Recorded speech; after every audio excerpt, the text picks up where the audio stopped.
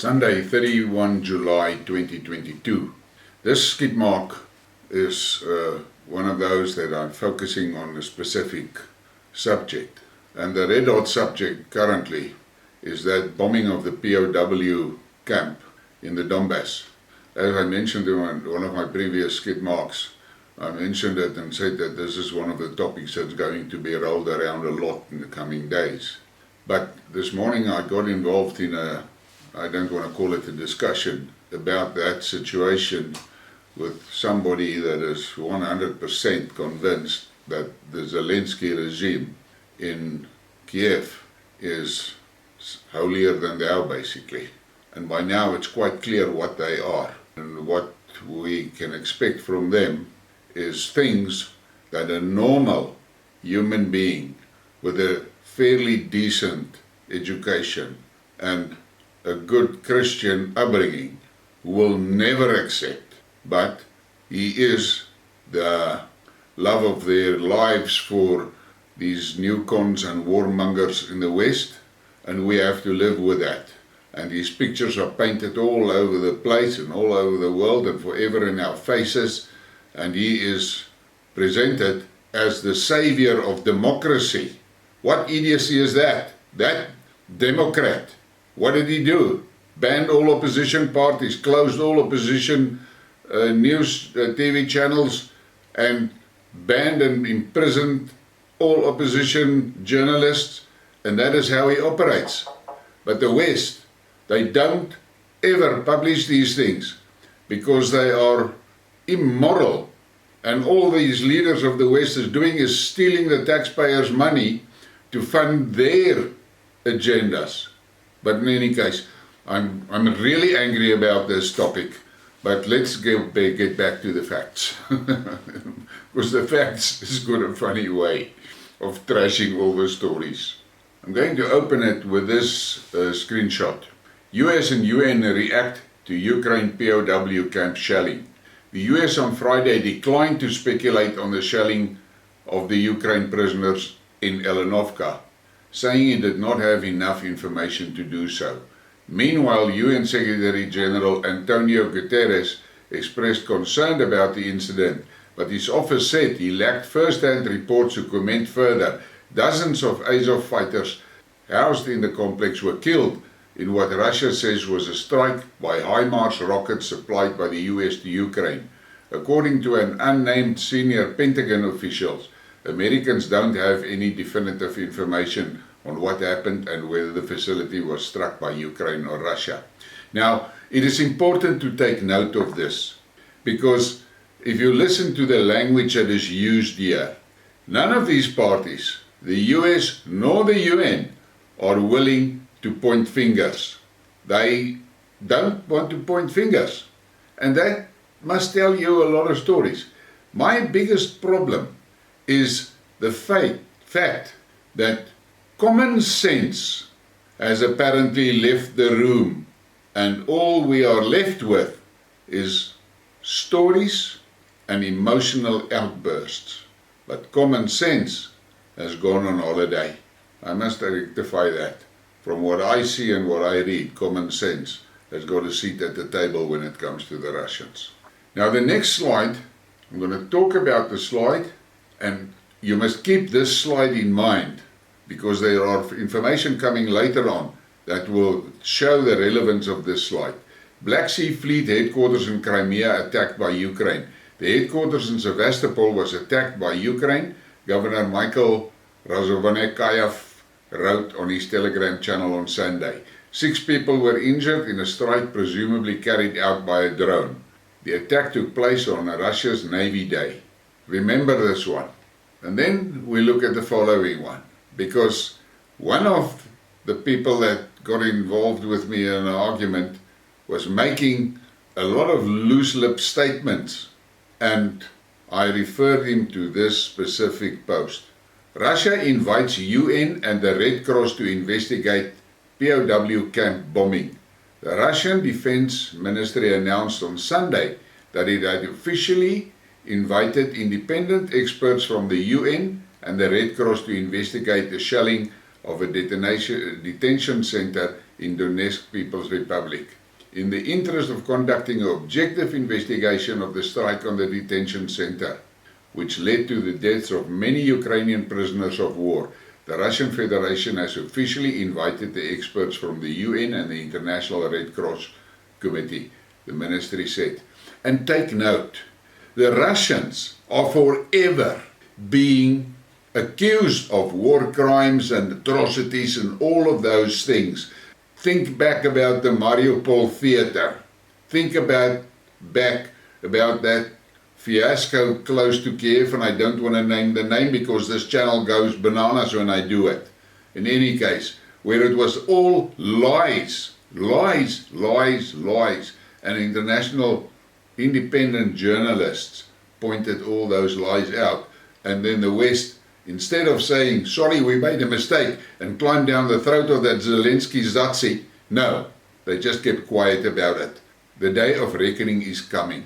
And then we look at this, and yeah, by all appearances, this is how the Kiev regime is trying to get rid of, and the next slide said, as of prisoners that are now telling stories and giving reports of what they experienced in Mariupol. Ukraine's military and political leadership has decided to get rid of the dead weight they no longer need. On the night of July 29, the Ukrainian armed forces fired a missile at the barracks at Yelenovka, where prisoners of war from Azov regiment were held. And keep this in mind, because later on there is things that you must bring back and tie onto this. And then we get this. No mercy to prisoners of war from the Azov regiment. Ukraine's military and political leadership has decided to get rid of the dead weight they no longer need. On the night of July 29, the Ukrainian armed forces fired a missile at the barracks in Yelenovka, where prisoners of war from Azov regiment were held. More than 40 Azov militants were killed and another 130 were wounded. The rubble is still being removed, so the number of casualties may rise. Once again, if it wasn't clear enough, Ukrainian commanders gave the order to strike the prison in Yelenovka, killing its own captive soldiers and officers. A mistake? A coincidence? Absolutely not. So why did they do it? The answer is simple. After a couple of months in prison, some of the Azov men changed their views and began to testify. Moreover, some began to see things as they really are. And then there were rumors that former Ukrainian prisoners would form separate units and prepare to liberate Kiev. Apparently, when they heard about this, Kiev decided to liquidate the prisoners. They turned out to be of no use to anyone, and the atrocity can once again be pinned on the Russians, who can be accused of all and any sins. And lastly, the colony in Yelenovka was hit by HIMARS. We know that these weapon systems are guided, controlled and maintained by the Americans, while the Ukrainians just run their errands. The accuracy of HIMARS rockets is not measured in meters but in centimeters. They hit precisely, pointing missiles deliberately and with malice aforethought at their own people. After all, they are not people, they are so much human meat. And then there's this slide which it included a video, and I don't want to share the videos because many of those videos has got really ugly images in it. But this is from a guy that is in that detention center, and he was making a statement that was videotaped by the people that took down the statements. Yesterday, Ukrainian forces hit a temporary detention center in Yelenovka with a US-made HIMARS missile, which contained prisoners of war, including militants of Azov. The facility is known and public. The death toll rose to 50 and the number of wounded 75. Revenge for surrendering? An attempt to silence POWs because they started talking? Here is one example.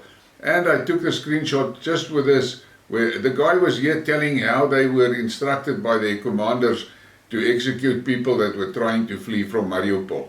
As we determined it, the map yesterday, it was on the crossing of Grekacheskaya Street and Shevchenko Avenue. And then he continued and he told how they placed their ambush and how they killed the 6 people that was in that combi or whatever.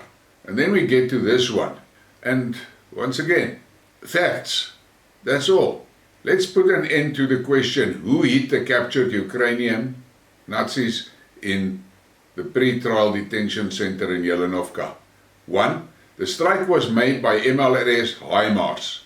2. Given that the Ukrainian army is not allowed to these installations, not to mention the choice of targets, it means that the United States struck. What for? Well, since the United States hit, then there is only one version: to stop the flow of inconvenient revelations of testimony from prisoners. Since Jelenovka is under the control of the Russian armed forces, the world community can easily send a special commission there to investigate. It's just that they won't do it. Things like this. This is what makes me more and more sure that common sense has left the room. And I am known for making quite rash statements about the collective West.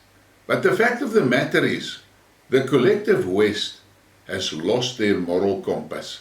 Now, if you look at the next video slide, I'm not going to read the whole thing, but you can stop it if you want to read all of it. All prisoners of war of Azov who survived as a result of today's night's shelling of the correctional colony in Jelenovka by the armed forces of Ukraine were taken to hospitals in Donetsk. Those more or less remained intact and understand it themselves. They did not expect such meanness from their government. What the guy also says here is, our doctors are fighting for their lives.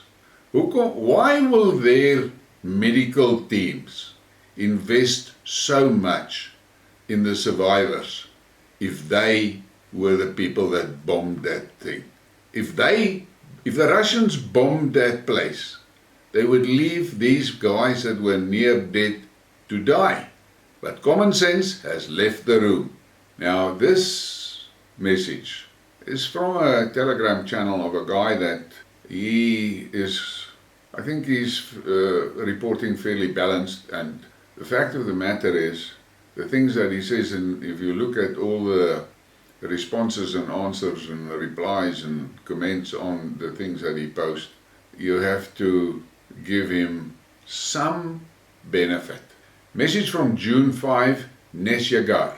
MI6 is considering 3 possible options for the use of MLRS HIMARS supply to Ukraine. The delivery itself will take place on the night from Sunday to Monday. The cargo has already arrived at Reznov Airport. They will execute all the armed forces of Ukraine under the full control of the Office of the British Ministry of Defence, as was the case with the attack on cruiser Moscow. The first target is the Crimean Bridge, but this is the most unlikely operation since Crimea is closed by Echelon S-400 systems and a number of new air defense systems, and then the newest S-500 division. The second goal is a prisoner of war camp in the village of Jelenovka, where the Nazis from Azovstal and the military personnel of the armed forces of Ukraine are located. That is important because that goal was achieved early yesterday morning. And this is important. The British want to frame the MLRS strike as an attempt by the Russian armed forces to hide the execution and torture of prisoners and then hype Bucha's Temnik. The third target is Sevastopol, the center of the city or the base of the Black Sea Fleet as being discussed. But there is a risk of falling into the air defense coverage area on Zemny Island, since the range of the MLRS set now will be enough only when launched from Odessa region. Kiev is not yet considering a missile attack on Kursk or Belgorod, since the command of the armed forces of Ukraine has an understanding that the price of this strike will be the destruction of the government quarter.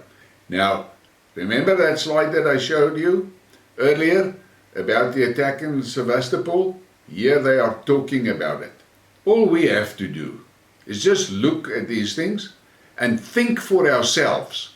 And if you have a fairly decent education and you have been taught how to read with understanding and the ability to get to the concepts being given to you, then you will be able to apply your own mind and think about these things, look at both sides and make up your own decision. But the main thing is, never forget logics.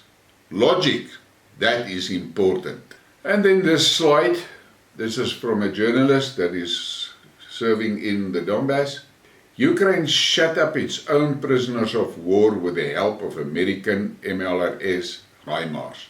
The Ukraine forever closed the mouth of the 53rd Ukrainian nationalists who were in the Yelenovsky pre-trial detention center, hitting with the HIMARS at the barracks where Ukrainian prisoners of war were housed. This is not the first time that this pre-trial detention center has been shelled. And on the night of July 28-29, the blow hit target, completely burned and destroyed bodies. Most of them had multiple lethal shrapnel wounds. In addition to the dead, 75 people were injured of varying severity. Thus, the Kiev regime gets rid of the witnesses and executors of its criminal orders for the genocide of the people of Donbass. That is the thing that you must keep in mind. Now, this is a lengthy one, but this is already a bomb planted under Zelensky's ass. Rooster from the Nazi battalion Azov, Orest sang, it was this rooster that was awarded international prizes for photographs from the Azovstal plant. In the world, he is Dmitry Kozatsky. He is one of those who were responsible for the PR of the Nazis. Orest tells very interesting facts about the murders on camera of Russian prisoners of war by the Nazis. Answers the question to women why it was necessary. Who ordered the distribution of these materials online? He says that the task of brutally killing the Russian military was laid down from President Zelensky's office. These commands were issued to the Nazis of Kharkov and Kiev. And this story, Arestovich appears as the person who issued the order, and he calls the Nazi boatswain one of the performers. In his opinion, the purpose of such brutal murders was to provoke a wave of protest against the sending of Russian military personnel to carry out the tasks of conducting a special operation in Ukraine. I wonder how the West will react to it. I wonder too. And as could be expected, the West will not report on this. They won't. And then we get this one. Vyacheslav Volodin. President Zelensky and Washington are behind the missile attack on the pre-trial detention center in Yelenovka. This was done for one purpose, to prevent a new Nuremberg trial where captured Nazis Azov would begin to testify. Washington and Kiev are removing witnesses to their crimes against humanity so that the citizens of European states and the United States do not turn away from them, and the supply of weapons and ammunition continues. Public recognition of the atrocities by the nationalists of the Azov battalion would inevitably lead to demands to prosecute the leaders of a number of NATO countries. And that is all I'm going to show about this. And I'm going to close this with my personal opinion. We are being lied to, as we have been lied to for 3 years now. First it was about the pestilence, and then it was about the fight in Ukraine. Now we are sitting here today. Many of us have been hit punch drunk with the information streams unleashed on us. And unfortunately, a large proportion only reads what the MSM want to show them, and they do not invest time and use the facilities, or they might not have access to the facilities, and do deeper investigation. And one of my guys with which I was involved in a debate made a remark that his digital television bouquet includes something like 10 or 11 news stations. And I asked him, does that news stations in there, are there any Chinese news stations? Are there any Russian news stations there? And he said, no. And I said, well, so and you want to make a claim that what you get from 11 news stations must be true because they're all telling you the same story. And that is where I think he started wheel spinning. Because the fact that 11 news stations gives you the same story exactly word by word does not mean it is the truth. It is the narrative they're giving you. We saw that with the pestilence, how the narrative was shaped and the same story came out on every news channel. But I knew instinctively that this bombing of that POW center was going to become a topic that will be rolled around, and sometimes it's going to take a few turns through some mud pools and then through some surage ponds, and then eventually it will go through the river and come up on the other side. And this is where we are today. That thing has now been through the river and all the rubbish are getting washed off, because at the end, again, logics, common sense. Why would the Russians kill prisoners of war that is under their command and control, and at the same time is busy giving them tons of information of the operations in the Donbass by the Azov Brigade? Why would they kill them? They're a gold mine of information. But we must also not forget, the Russophobia makes sure that information from Russia is never on the mainstream media. But think about this. The collective West that are being spoon-fed with this information, they're less than 1 billion of the population of the earth. There are 6 billion on the other side of that fence that hears these things and sees these things and knows that the West is lying. Let's see where this is going to end. I have got a funny feeling that this is going to be one of those pivotal moments where, when history writes about it, they will point there, that was another moment when things started going wrong for these Zazi lovers. And on that note, hit the like, hit the subscribe, share the thing. I really need the support. And now I'm going to prepare some stuff, because tonight I'm going to braai. But this time it will be a chicken.